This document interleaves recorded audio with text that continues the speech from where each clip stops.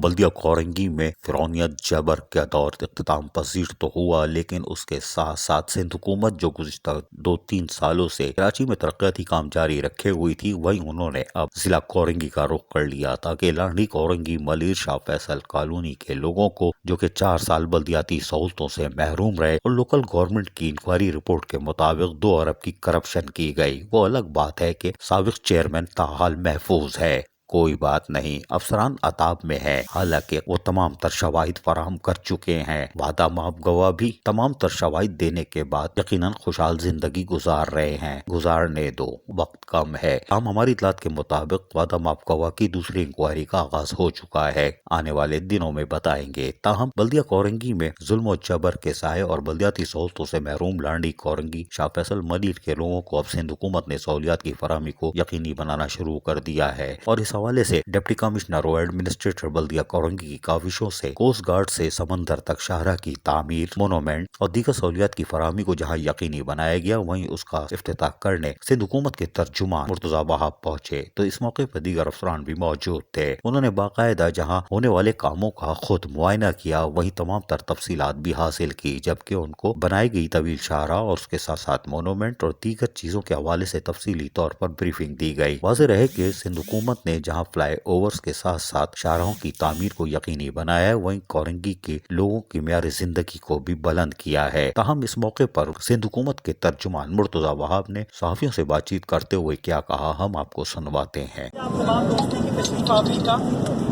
اس وقت ہم کراچی شہر میں ضلع کورنگی اور ضلع ملیر کے سنگم پر ہیں۔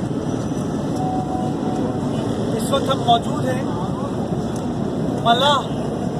یا فشرمین سرکل پہ، جو کہ ماضی میں بڑا نظر انداز ایریا تھا، تباہی کا شکار تھا۔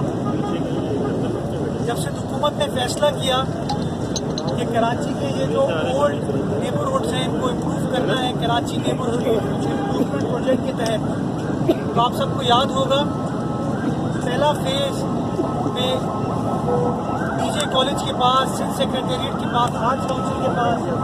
پیپل اسکوائر کا افتتاح بلاول بھٹو زرداری صاحب نے 14 اگست کو کیا تھا۔